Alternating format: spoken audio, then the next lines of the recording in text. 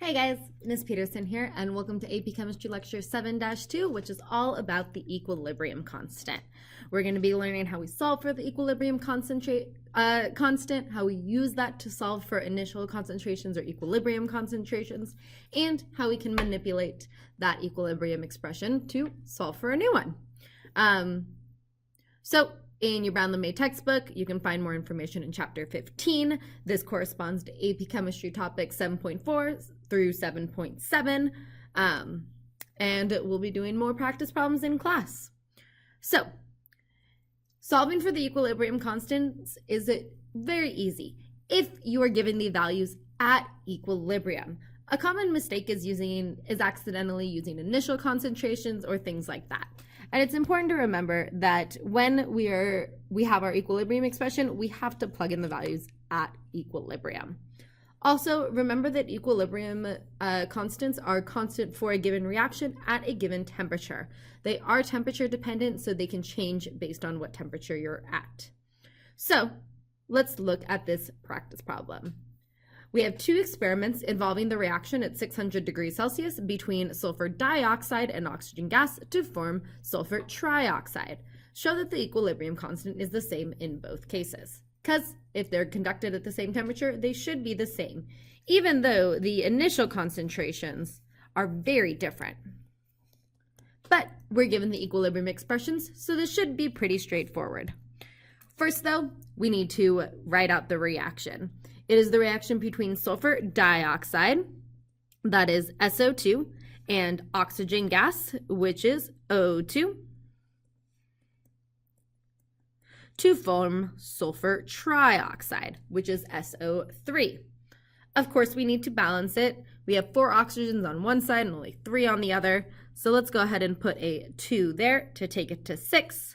We put a 2 in front of the sulfur dioxide, then we got 2 sulfurs, 4 plus 2, which is 6 oxygens.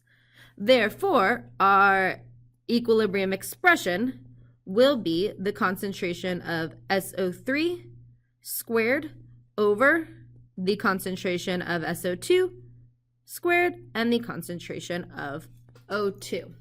Okay, so there's our expression. Now we need to just plug in our values at equilibrium in these two experiments and see how they compare. So let's go ahead and start with experiment 1. Okay, we have K. Since I already wrote it, I'm not going to rewrite it. I'm just going to plug in those equilibrium concentrations. So we have the concentration 3.50 squared of that SO3 over 1.50 squared and 1.25. So we plug all of that into our calculator.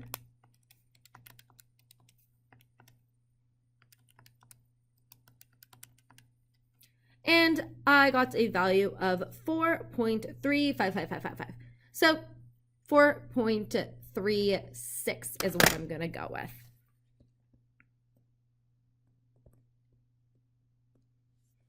Okay. Let's go ahead and try it for experiment 2.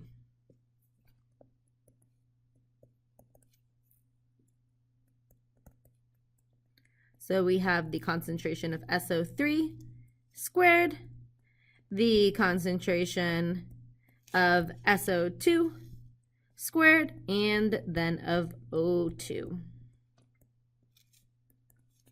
Make sure you're watching your decimals. Make sure you're squaring the right things as you plug it into your calculator.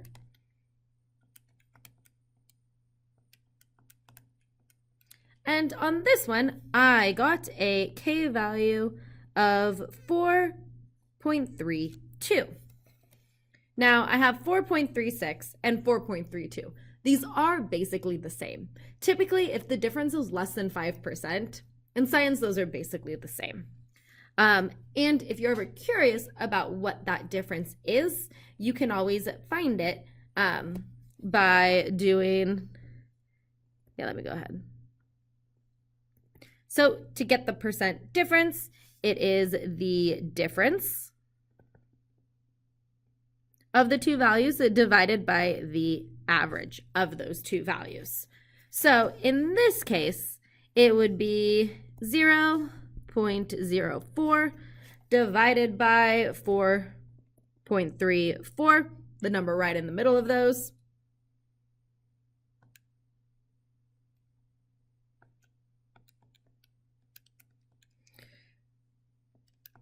Which is only a 2 or about a 3% difference. So they're the same. Okay, cool. Okay, cool. Now let's start to talk about rice tables, sometimes called ice tables. Either way, when we're doing equilibrium problems, in I would say 90% of them, we're going to be following these steps. We're going to set up a rice table where R is the balanced chemical reaction, I is the initial concentrations, C is the change in concentrations, which we'll often have to express in terms of X, and E are the equilibrium concentrations.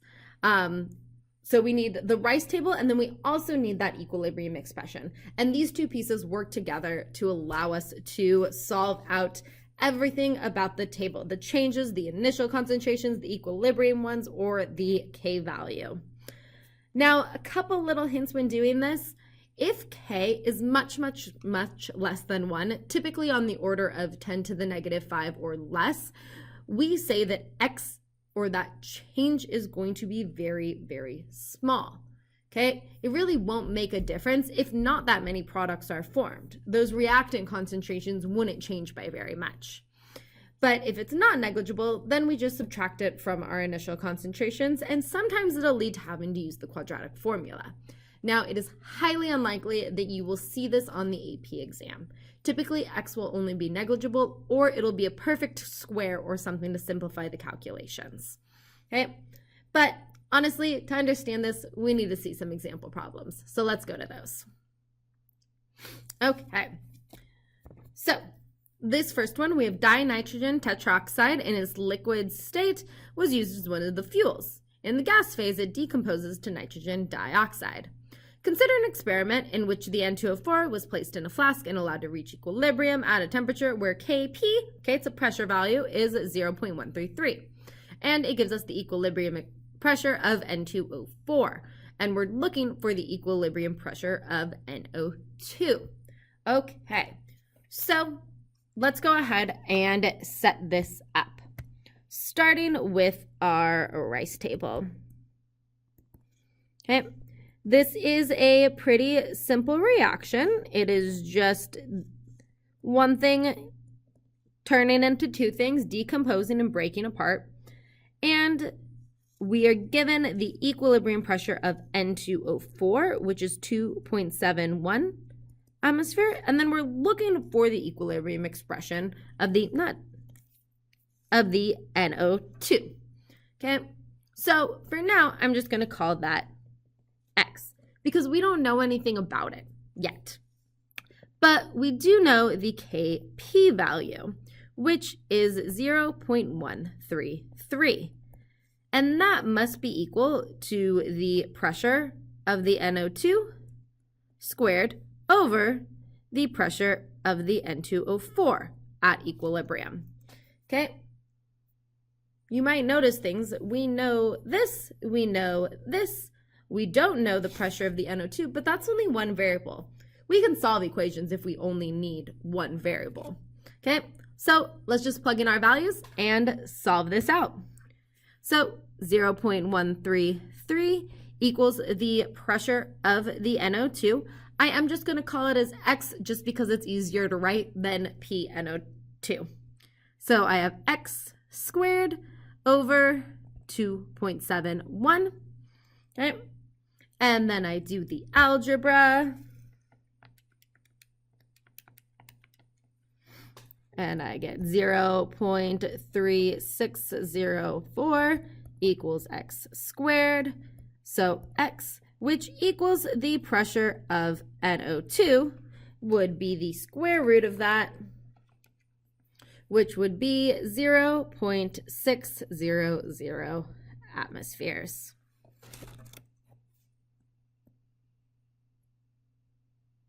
Okay, and in that one, we didn't even really need to worry about the initial and the change concentrations. It didn't ask us for those. Okay, cool. Okay, cool. Let's look at a different one. So at a certain temperature, a 1 liter flask initially contained 0.298 moles of PCl3 and 8.7 times 10 to the negative 3 moles. Okay, so we got a pretty big problem here. Let's go ahead and just set up our rice table. We have our reaction.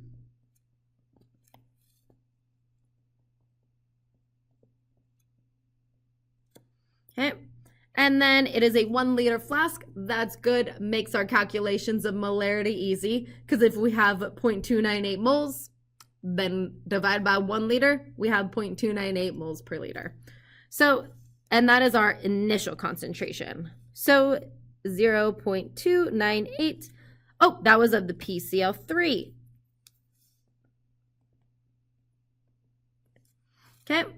And 8.70 times 10 to the negative 3 moles of the PCl5.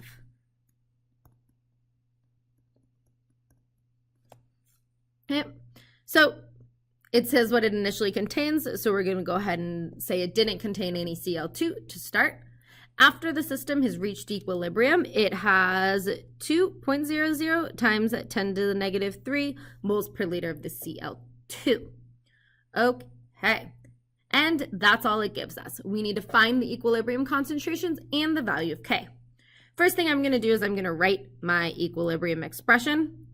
We're all in concentrations here, so I'll keep it that way. And this is what we are ultimately trying to find, which means first we need to find those equilibrium concentrations. Right now we only know the Cl2. But since we didn't start with any Cl2, we know that that must have all been formed in the reaction. So this is plus 2 times 10 to the negative 3. Now, because the PCl3 and the Cl2 are formed in a 1-to-1 ratio, we know that that concentration must have gone up by the same amount.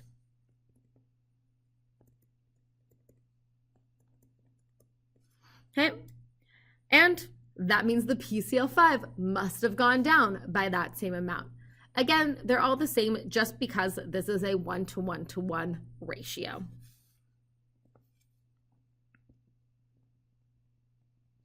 So then we just add them up. 8.70 times 10 to the negative 3 minus 2.00 times 10 to the negative 3 gives us 6.7 times 10 to the minus 3. And then we have 0.298 plus 2 times 10 to the negative 3, which is 0.30. And whether you have these in scientific notation or not in scientific notation doesn't matter. Do whatever is easier for you. So now we have our equilibrium concentrations. We just need to plug them into that expression. So we have 0.300 times 2.00 times 10 to the negative 3 over 6.70 times 10 to the negative 3, which gives us a Kc of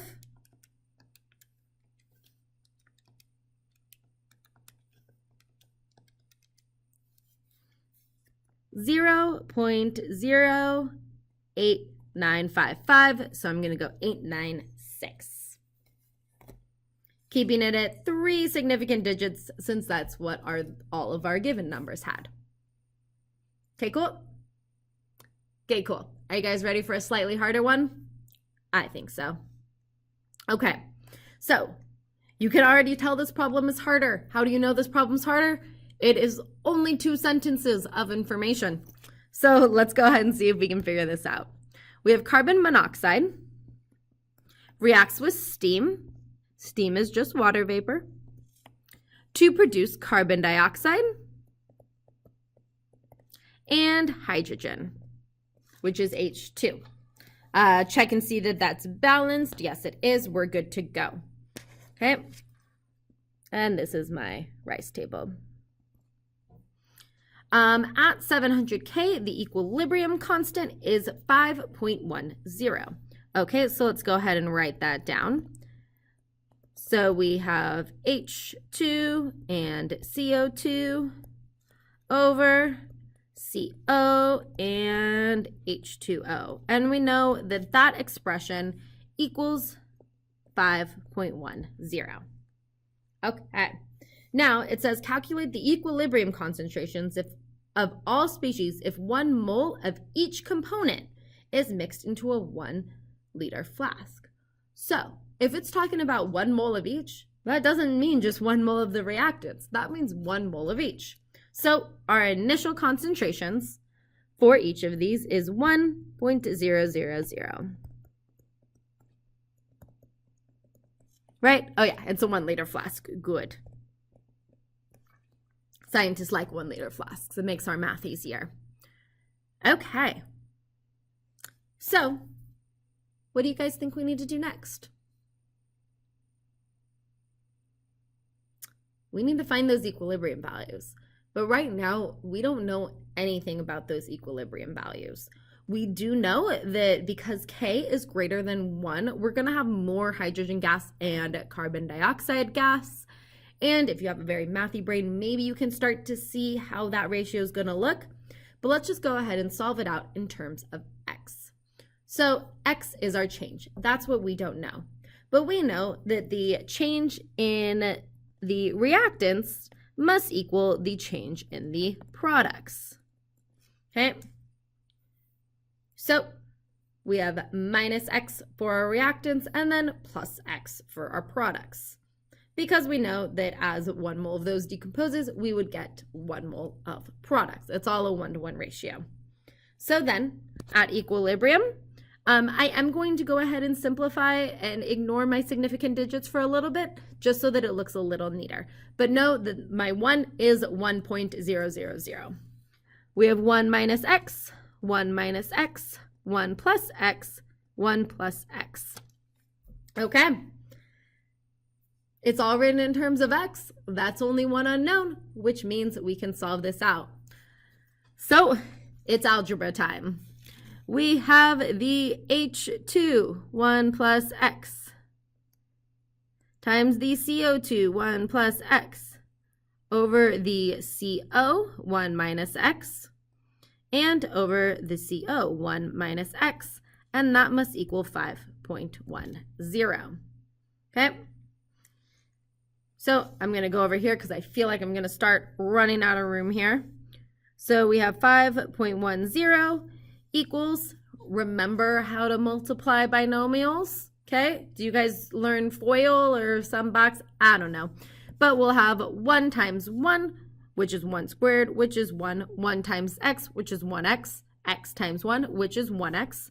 So plus 2X plus X squared, over 1 times 1, which is 1, 1 times negative X, which is minus X, negative X times 1, minus X, so that'll end up being minus 2X, and then negative X times negative X is X squared, okay? And it might look like this might be challenging algebra, but it's actually not going to be too bad, okay? So first, I'm going to get this out of the denominator by multiplying both sides by it. And that leads us to 5.10 minus 10.2x, right? Yep, minus 10.2x plus 5.10x squared equals 1 plus 2x plus x squared. Okay.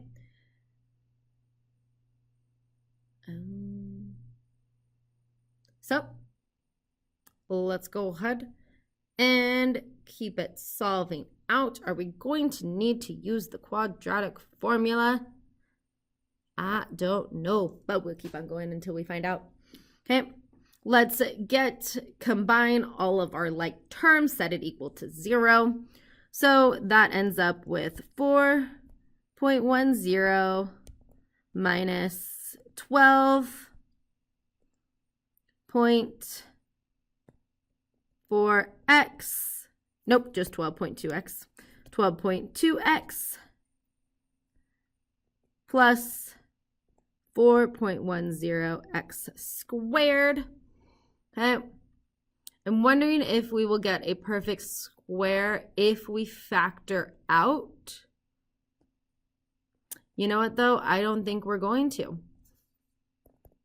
I think we're going to need the quadratic formula. So you can use the quadratic formula, which you might remember is x equals negative b plus or minus the square root of b squared minus 4ac all over 2a. Okay, but what I actually recommend is if you have a calculator, a lot of calculators have quadratic formula solvers that you can use that will automatically solve for this for you. Okay, I highly recommend it. But when you plug this into either the quadratic formula or a quadratic formula solver, you should get an x value of 0.386. Now, you might be wondering, why aren't I using the other solve of it, which is the 2.589? And I will tell you that reason. The reason is we don't have that many moles, okay? Our initial concentrations were only 1 mole. So the odds that they change in something would be 2? Not likely, okay?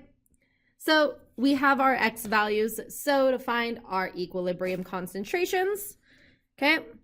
Well, our concentration of CO is going to equal our concentration of H2O, and that's going to be 1 minus our x value, which equals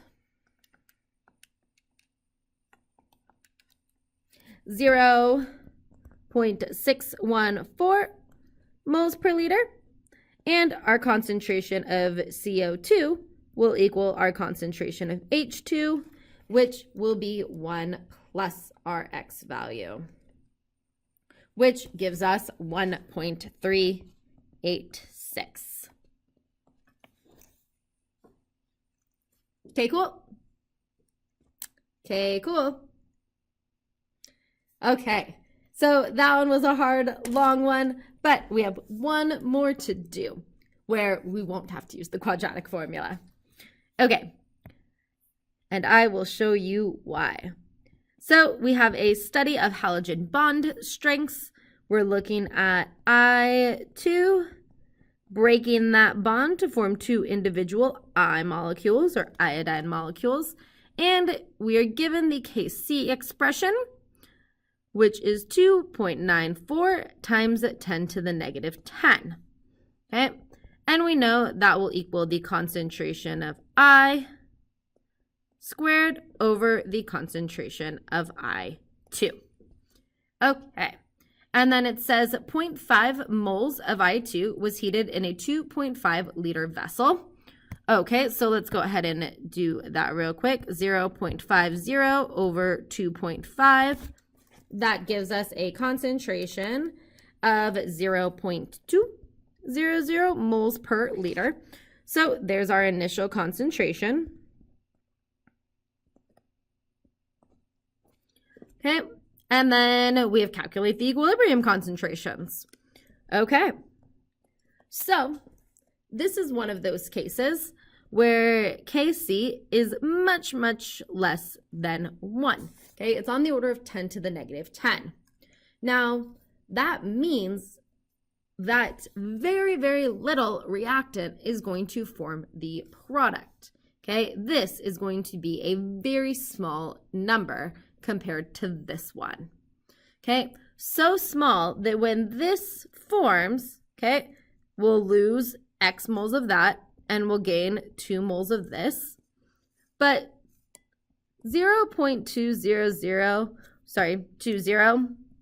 minus X and 2X, this X is going to be so small, it's not really going to make a difference in 0.2. Okay, it's on the order of 10 to the negative 10. That's 0.000000000. Okay, 294. So it's not going to make much of a difference in 0.2. So we can ignore it. Okay, the equilibrium concentration of this will be approximately equal to 0.20. And that allows us to solve this problem much easier. Okay, we simply plug in those values to our equilibrium expression. Okay, I is going to be 2x squared, but for the I2, we can just use the 0.20. Okay, and solving this out, we get 2.94 times 10 to the negative 10 times 0.2. And then we're going to need, let me go ahead and show you guys out the algebra. We have 5.88 times 10 to the negative 11 equals 2x squared. Really important when you're doing this. This is not 2x squared, it's 2x squared. So you can think of it as 4x squared, okay? Distributing that squared in. So we divide both sides by 4, take the square root of it,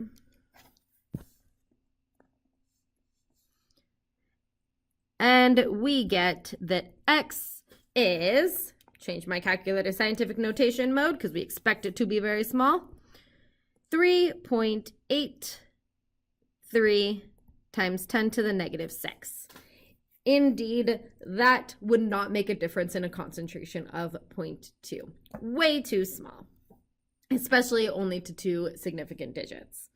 But that allows us to say that our initial concentration of I2 is 0.20, and our equilibrium concentration of I will be 2 times X. So 7.67 times 10 to the negative 6. Okay, cool. Okay, cool. One last thing to talk about, and this is about manipulating K values. Much like Hess's law when we did the stuff in kinetics and the delta H values from our enthalpy unit, we do a similar process with K values. And the rules are slightly different. So when we multiply a chemical equation by a coefficient n, the original K value is raised to that power. Now, why would that make sense? Well, the coefficients become exponents.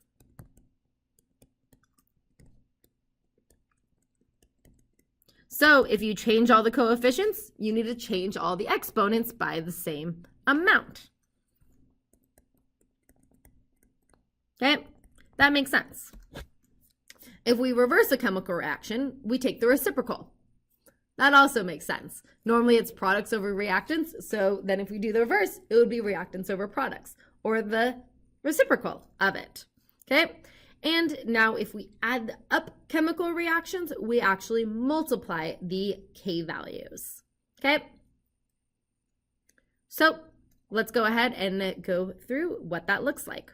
So we have the equilibrium concentrations for the Haber process. N2 plus 3H2 going to NH3. We're given the equilibrium concentrations. Sorry, don't know why this one's missing an M. So let's calculate the value of K. It will be NH3 squared over N2 and H2 to the third. We can plug in our values.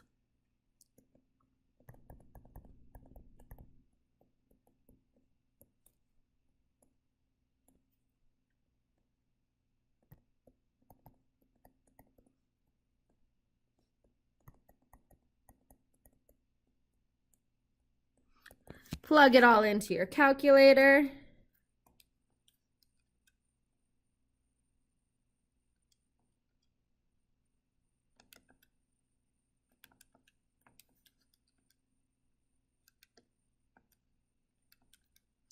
Now, when you're plugging scientific notation into your calculator, make sure you're using either that EE button and be really careful with your parentheses. Sometimes it'll accidentally apply the third power to the whole bottom or anything like that. So you just want to make sure that you are being careful about that. And you should get a KC value of about 3.795. So I'm just going to round to 2 digits since all of our answers had 2 digits, or givens, times 10 to the 4th. Okay, so we have that one. Okay, now we're going to calculate Kc for this reaction. Okay, and hopefully you guys notice that this is the reverse of the reaction. Okay, this Kc value would be the concentration of N2 times H2 to the 3rd over the concentration of NH3 squared. So just the reciprocal. And that's what we're going to do.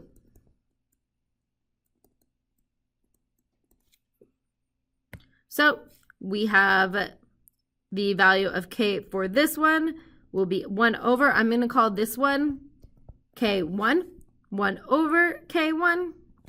So we just take that, still have it in my calculator, so just 1 over that, and we get 2.6 times 10 to the negative 5.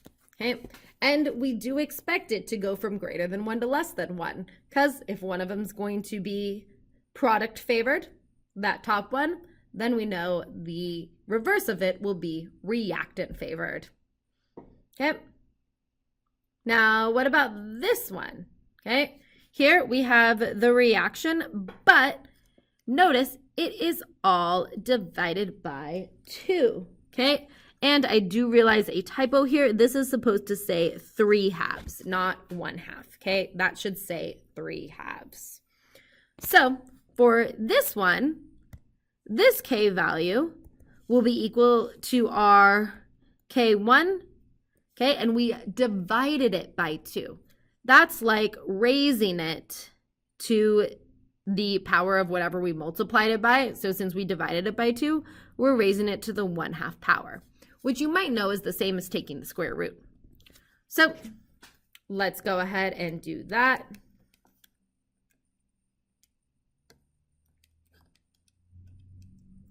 And we get 1.9 times 10 to the 2nd. Okay, cool. Okay, cool. Let's see what it looks like when we are adding reactions. So here we have the reaction between carbon monoxide reacting with oxygen gas to produce carbon dioxide. And we're given the K values for those other 2 reactions. And we need to put these together to create this reaction.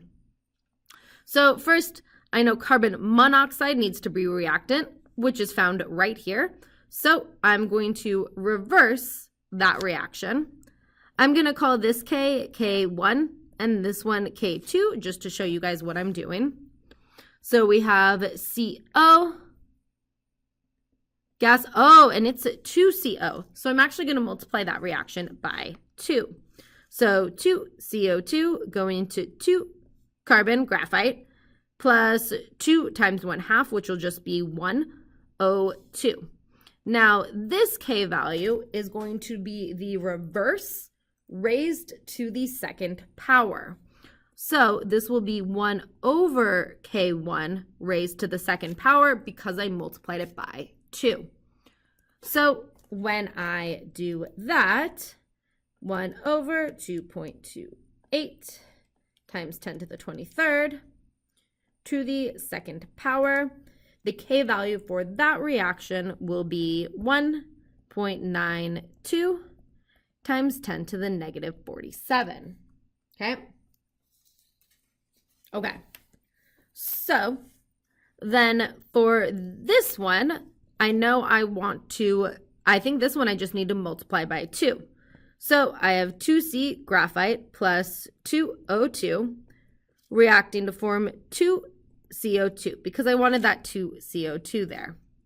So this K will just equal K2 raised to the second power because I multiplied everything by 2. So 1.25 times 10 to the 69 squared, and I got an overflow error. Oh no, that's okay. We can do it the old-fashioned way. It will be 2.50, and then whenever you have a exponent raised to an exponent, you're just multiplying that. So that will be times 10 to the 138th. Yup. Okay. Let's check and make sure those reactions add up to the reaction that we want. Okay, one of these O2s cancels out with one of these. 2 carbons, and I'm left with 2 carbon monoxide reacting with 1 O2 to produce 2 CO2. Awesome. So then this K value is just going to be equal to these two multiplied together, okay? We don't add them when we're doing equilibrium expressions, we multiply them. So we'll call these ones Ka and Kb. Why not? Ka times Kb, because I don't feel like writing those numbers again mostly.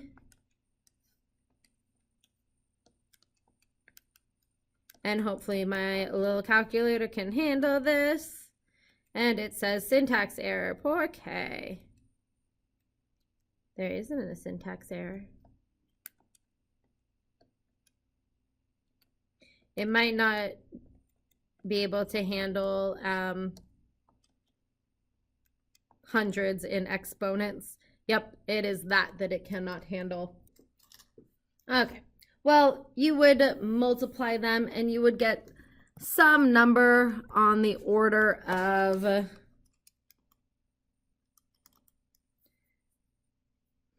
10 to the 91.